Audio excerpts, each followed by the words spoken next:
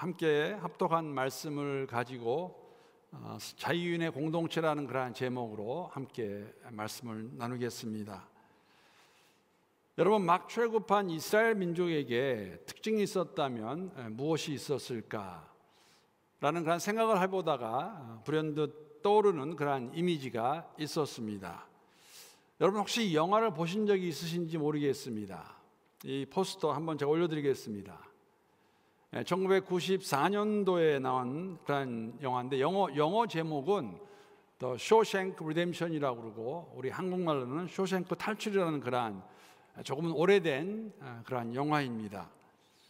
제가 처음 이 영화를 보면서 그때 알게 된 배우가 있다면 그 모건 프리먼이라는 그런 흑인 배우, 연기를 굉장히 제가 잘한다고 생각했고, 사실 그 이후로 이분이 나오는 영화들 자주 보았던 것으로 기억하고 있었는데, 이 영화도 굉장히 제가 재밌게 보았습니다.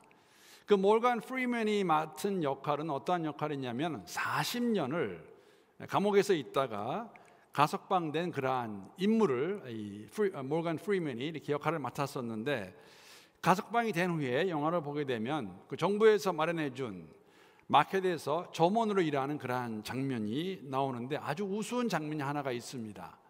사실 이 장면도 제가 기억해 보니까 아마 수요일이었던가 한번 저희 교회에서 잠깐 제가 언급한 적이 있는 것 같습니다. 다른 장면이 아니라 일을 하다가 화장실을 갈 때가 되면 갑자기 손을 번쩍 들고 매니저에게 묻습니다. 그러니까 뭐, Can I go to restroom? 그런 거죠. 화장실 가도 되느냐? 그러면 그 매니저가 사실 이렇게 답을 해주고 나중에는 이렇게 묻습니다. 그래, 가도 된다. 그러면서 하는 말이 뭐냐면 내게 물어볼 필요가 없다. 그냥 네가 원하면 가면 된다. 그런데 왜 너 이렇게 매번 나한테 화장실 가는 것을 묻느냐는 그런 질문을 모건 프리먼에게 다시 대답을 묻습니다. 여러분, 뭐라고 대답을 했을까요? 왜 그런 행동을 하는 것이었을까? 화장실을 가는 것조차도 허락을 받고 가는 그러한 생활 방식이 배어있는 이유가 무엇이었을까요?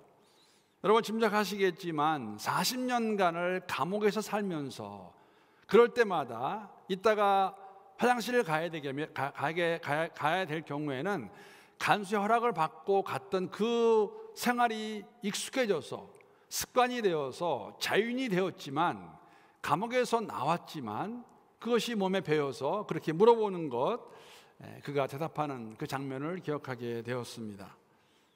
여러분, 우리가 알 수 있는 것, 우리가 출애굽기를 보게 되면 이스라엘 민족은 최소한 100년 이상은 종으로, 노예로 그 땅에서 살았습니다.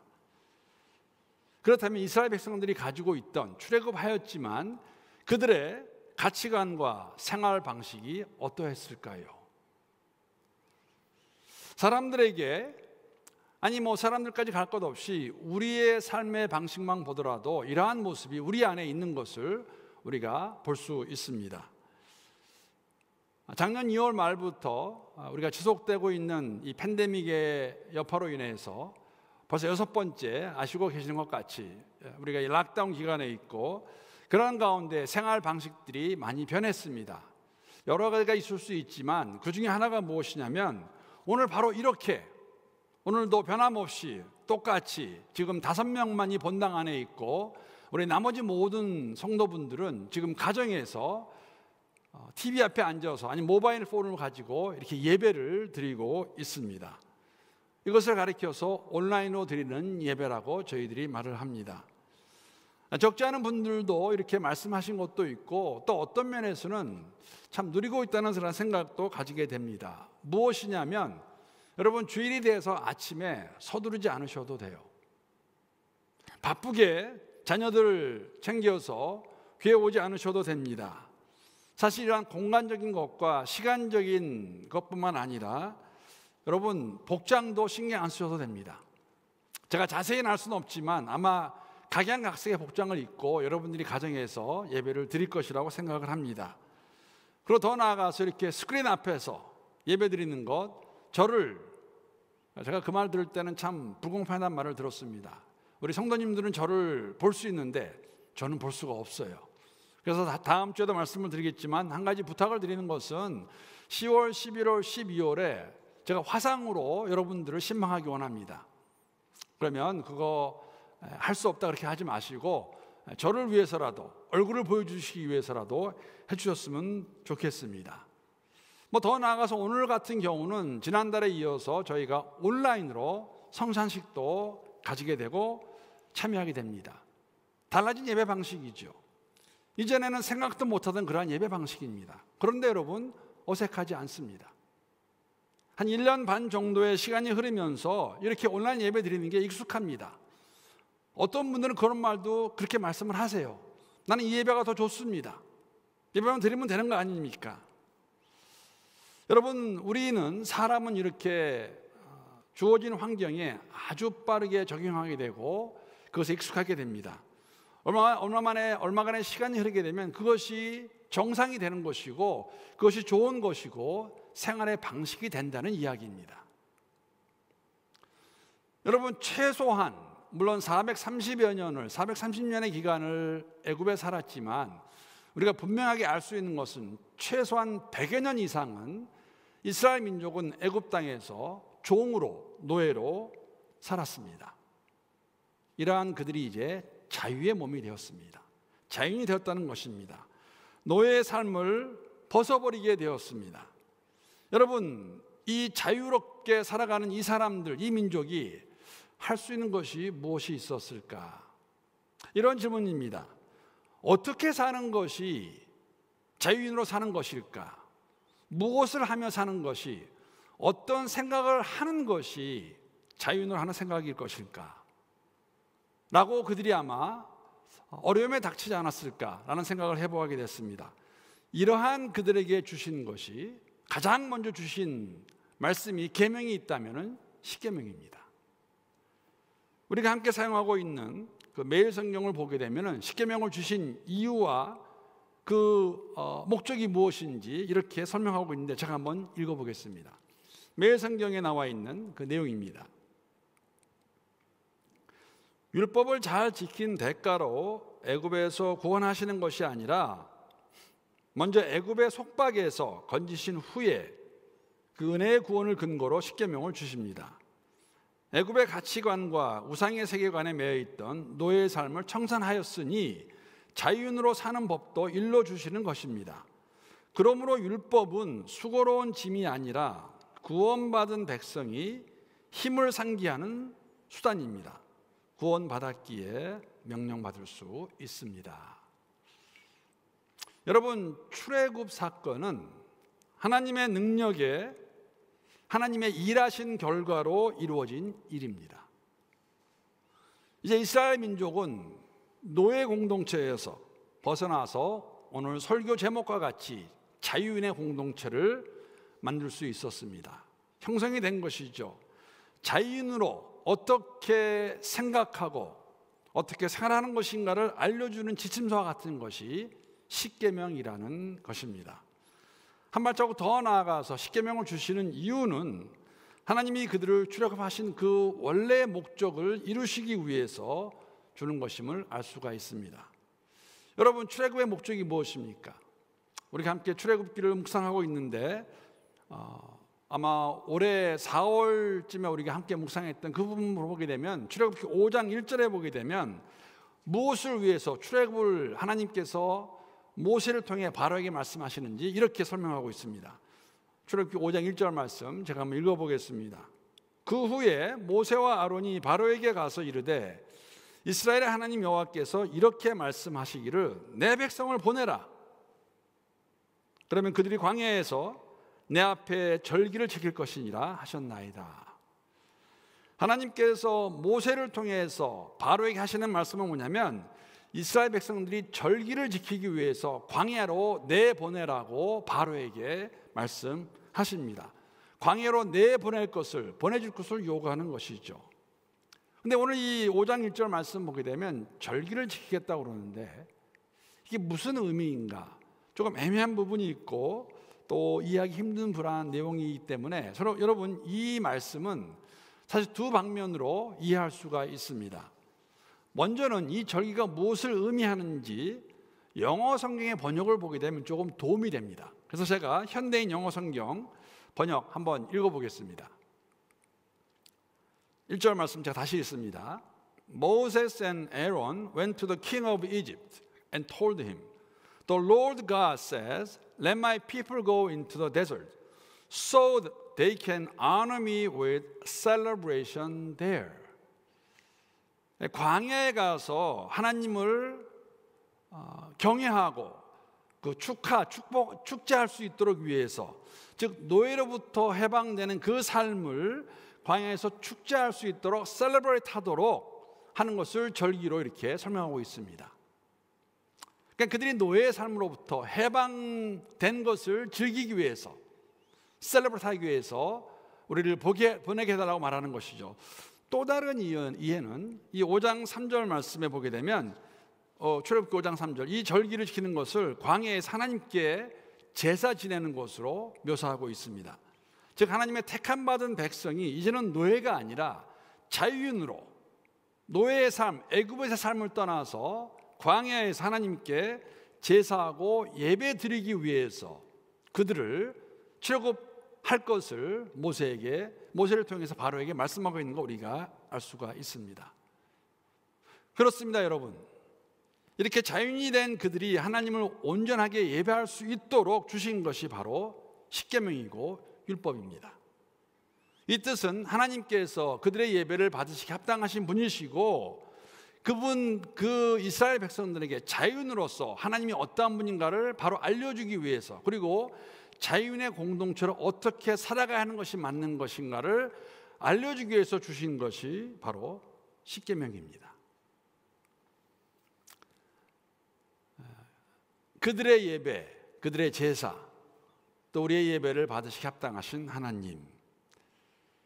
여러분, 오늘 함께 합독한 말씀 내용 보게 되면 그 하나님께서 당신을 이렇게 그들에게 선포하십니다. 오늘 2절 말씀 제가 다시 한번 읽어보겠습니다. 나는 너를 애굽 땅 종되었던 집에서 인도하여 낸 내 하나님 여호와니라. 하나님께서 이 계명을 주시면서 당신이 누구이신가를 다시 한번 말씀하시는데, 어떻게 말씀하시냐면 너희가 노예로 살던 그 애굽 땅에서 건져낸, 이끌어낸 그 하나님이 바로 당신이라고, 자신이라고 그렇게 선포하십니다. 여러분, 좀 흥미롭지 않습니까? 하나님은 명칭이 있죠. 사실 처음에 하나님께서 모세에게 나타나셨을 때에도 나는 나다라고 말씀하시기 전에 그들이 이미 알고 있는 하나님의 명칭 무엇입니까? 아브라함의 하나님, 이삭의 하나님, 야곱의 하나님으로 그들과 함께 했던 것을 아브라함 때부터 또 이삭, 야곱 때까지 함께 했던 것을 그들이 알고 있는데, 여기서 오늘 주시는 말씀은 뭐냐면 나는 너희를 애굽 땅에서 끌어낸, 인도해낸 그런 하나님이라고 말씀하시면서 이 하나님이 어떤 분이신가를 저희들에게 말씀해 주고 있습니다. 여러분, 이게 굉장히 중요한 이유가 뭐냐면 말씀드린 대로 400여 년을 애굽에 살면서 그들이 노예로 마지막 부분에는 분명히 산 것이 맞습니다. 그들의 삶 속에는, 그들의 생활 방식에는, 그들의 가치관에는 그들이 노예로 살던 것들이 그대로 꽉 차 있었습니다. 그런데 이제는 자유인이 되었습니다. 이제 더 이상 노예의 공동체가 아닙니다. 자유인의 공동체입니다. 자유인으로 살아가는 것이 어떠한 것인가를 알려주기 위해서 출애굽한 지 100일이 채 못 되었을 때 하나님께서 모세를 시내산으로 부르셔서 거기에서 그를 통하여서 십계명을 주시는 것입니다. 여러분, 이렇게 말씀을 드리는 이유 중에 하나가 무엇이냐면, 여러분, 그들이 지금까지 살아왔던 그 노예 근성을 벗어버리는 것이 절대 쉽지 않습니다. 사실 이러한 노예 근성 모습은 여러분, 출애굽한 이스라엘 백성이 광야 생활 가운데 이렇게 많이 나오죠. 우리가 보게 됩니다. 지금까지 우리가 알고 있는 내용만 보더라도, 오늘까지 묵상한 내용만 보더라도 가장 많이 생각나는 것이 무엇입니까? 시간만 주어지면, 때가 되면, 그냥 기회만 주어지면 불평하고 원망하는 거 아닙니까? 여러분, 마라 사건 기억나시죠? 여러분, 그 마라에서 쓴물을 단물로 바꿔주시는 그 시간은 언제였습니까?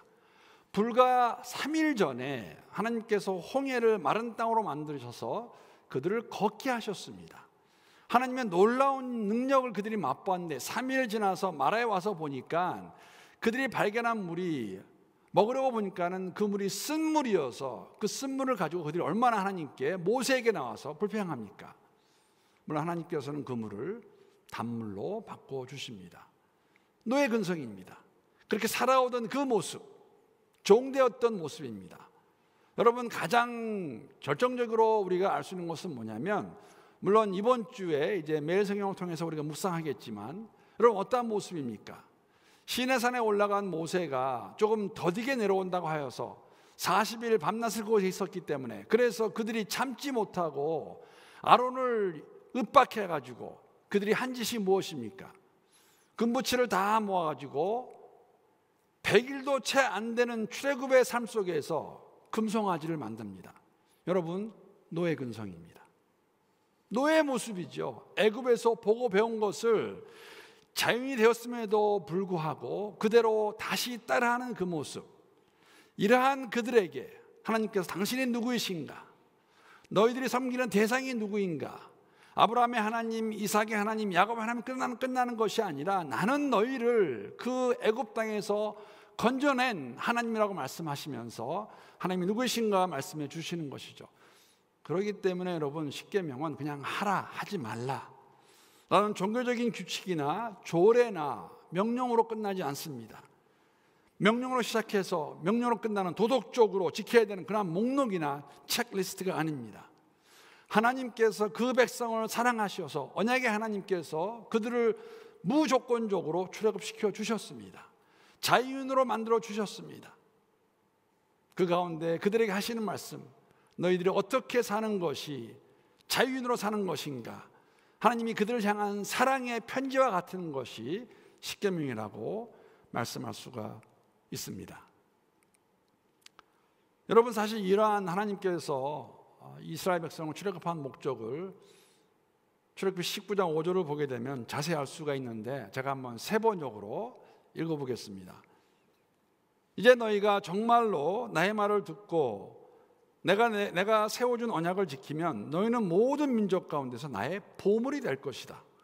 온 세상이 나의 것이다. 그러므로 너희는 내가 선택한 백성이 되고, 하나님이 그들의 하나님이 되고 그들이 하나님 백성이 되어서 이 율법 말씀을 지키게 되면 그들이 하나님의 이 세상에서 하나님의 보물이 될 것을 말씀하고 있습니다. 그 보물로 살아갈 수 있도록 도와주기 위해서, 알려주기 위해서 주신 것이 십계명입니다. 그리고 십계명의 첫 번째 계명이 무엇입니까? 여러분, 함께 계신 곳에서 저를 따라하면 좋겠습니다. 1계명, 너는 나 외에는 다른 신들을 내게 두지 말라. 제1계명입니다. 첫 번째 계명입니다. 여러분, 모세오경을 보게 되면 그 외에 다른 부분에도 있겠지만 그 구약학자들이 도대체 구약에 몇 개의 율법이 주어진 것인가 라고 조사해 보았더니 약 660개 정도의 율법이 있다고 합니다. 이러한 법들의 핵심이 있다면 바로 첫 번째 계명입니다. 나 외에는 다른 신들을 내게 두지 말라. 왜냐하면 하나님 한 분만이 참 신이시기 때문입니다. 노예로 살던 그들이 자유인이 되었습니다. 그들이 자유인이 되어서 그 삶을 잘 살아가기 위해서는, 누리기 위해서 가장 먼저 기억해야 되는 것이 있다면, 계명이 있다면 하나님이 하나님 되시는 것을 인정하는 것입니다. 유일하신 여호와 하나님만이 참 신인 것을 그들이 깨닫고 믿고 다른 신을 두지 않는 것을 오늘 이 말씀을 통해서, 특히 1계명을 통해 다시 한번 우리가 확인할 수가 있습니다. 그러면 여러분, 한 가지 이런 질문을 할 수가 있습니다. 이스라엘 사람들은 그러면 하나님을 모르고 있었던 것일까? 여호와 하나님이 누구인지 모르고 있었던 것일까? 사실 여기에 대한 답은 알고 있었습니다. 출애굽기 1장부터 나오는 그 내용을 보게 되면 여러분 다 기억나시죠? 어떻게 그들이 알고 있었나를 확인할 수 있냐면, 사실 바로가 그 히브리 산파들에게 명령을 내리지 않습니까? 남아를 낳게 되면은 다 죽이라고 말했는데 산파들이 그 바로의 명령을 듣지 않습니다. 왜 그렇습니까? 하나님을 더 두려워했기 때문에. 하나님 그들을 복을 주시죠. 여러분, 애굽의 삶이, 노예의 삶이 너무 힘들고 고달플 때 그들이 한 것이 무엇입니까? 하나님께 부르짖었습니다. 그들을 도울 수 있는 분이 오직 하나님이심을 알고 있었다는 것이죠. 더 나아가서 여러분, 그들은 사실 경험도 했습니다. 아무런 힘도 없고 능력도 없고 돈도 없고 계획도 없는 그들을 하나님께서 모세를 통하여서 출애굽시켜 주신 것, 그것을 통해서도 그들이 하나님을 알고 있었을 것입니다. 그런데 문제는 여러분, 광야 생활 가운데 우리가 확인할 수 있는 것이지만 이들에게 하나님이라는 존재는 그분께서 이 모든 것을 만드시고 주장하시고 주관하시는 그러한 하나님이라기보다는 철저하게 실용적이고 기능적인 신이었다는 것이죠. 무슨 이야기냐면 자신들의 필요함을 공급하시는 그 정도의 하나님, 그렇기 때문에 말씀드린 것 같이 그들이 원하고 계획하고 바라는 것이 이루어지지 않으면 한 것이 무엇입니까? 바로 하나님께 가서 불평하는 것입니다. 원망하는 것입니다. 심지어는 여러분 어떠한 거짓말까지 하면서 하나님께 원망합니까? 먹을 것이 당장 떨어졌다고 해서 차라리 우리를 애굽에 놔두었더라면 거기서 고기 실컷 먹고 죽을 수 있었을 텐데 왜 우리를 데리고 나와서 이 광야에서 죽이려고 하십니까? 여러분, 거짓말입니다. 하나님을 알고 있는 것 같지만 모르는 것이죠. 이러한 그들, 하나님께서 가장 먼저 요구하시는 것, 그렇기 때문에 첫 계명은 뭐냐면 내가 이 하나님이 오직 유일한 하나님이신 것을 기억하라고 계명으로 그들에게 주십니다. 하나님이 그들을 사랑하시기 때문에. 사실 이러한 하나님의 마음은 여러분, 우리가 십계명을 잘 보게 되면 특별히 5절 하반부와 6절을 보시게 되면 하나님이 어떠한 분이신가를, 하나님이 얼마나 우리를 사랑하시는 것을 우리가 확인할 수가 있습니다. 제가 출애굽기 20장 5절 하반부 부분과 6절을 한번 읽어보겠습니다. 나의 하나님 여호와는 질투하는 하나님인즉 나를 미워하는 자의 죄를 갚되 아버지로부터 아들에게로 3, 4대까지 이르게 하거니와 나를 사랑하고 내 계명을 지키는 자에게는 1000대까지 은혜를 베푸니라. 여러분, 이 말씀을 어떻게 이해하십니까? 저는 하나님의 마음을 엿볼 수 있다고 생각합니다. 물론 하나님께서 저주하시는, 축복하시는 내용이 함께 들어가 있습니다. 말씀을 지키지 않는 질투하신 하나님이기 때문에 하나님 외에 다른 신을 섬기고 우상을 만들게 되면 하나님께서 벌을 주시겠다고 말씀하십니다. 그런데 그 벌은 3, 4대까지입니다. 그런데 말씀을 지키고 말씀에 순종하며 그 하나님 안에 거하게 되면 하나님 뭐라고 말씀하십니까? 1000대까지 복을 주시겠다고 말씀하십니다. 물론 여러분, 이건 그냥 그대로 3, 4대까지 벌을 받고 1000대까지 가는 것을 의미하는 것은 아닙니다. 즉, 내 할아버지가 예수를 잘 믿으면 그 이후로 1000대까지 다 복을 받는 것인가, 그런 의미는 아닙니다. 다만 하나님께서 얼마나 우리를 복 주시기 원하시는 것을 비교적으로 보여주시는 것이죠. 순종하지 않으면 내가 3, 4대까지는 그렇게 하겠다. 그러나 내 말 안에 거하면, 순종하면 1000대까지 주시겠다는 그 하나님의 마음입니다. 십계명과 계명은 그런 하나님의 마음을 저희들에게 보여주시는 것입니다. 너희가 내 안에 거하고 내 말이 너희 안에 거하면 내가 너희를 축복해 주겠다. 이 세상에서 내 보물이 되어 살 수 있게 해주겠다는 하나님의 약속의 말씀이 십계명입니다. 사랑하는 성도 여러분, 이 우주 만물의 주인이 누구이십니까? 여러분과 저의 삶의 주인이 누구이십니까? 하나님이십니다. 우리는 하나님이라고 그렇게 고백을 합니다. 이 세상을 만드시고 주장하시는 그 하나님께서 우리에게 말씀하십니다. 하나님 말씀하십니다.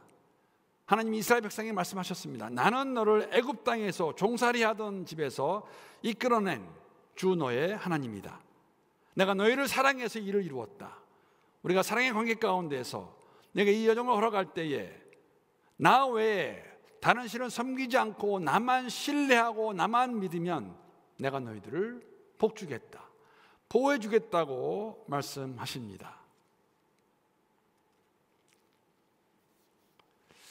오늘 말씀 마치면서 이런 생각을 가져보았습니다.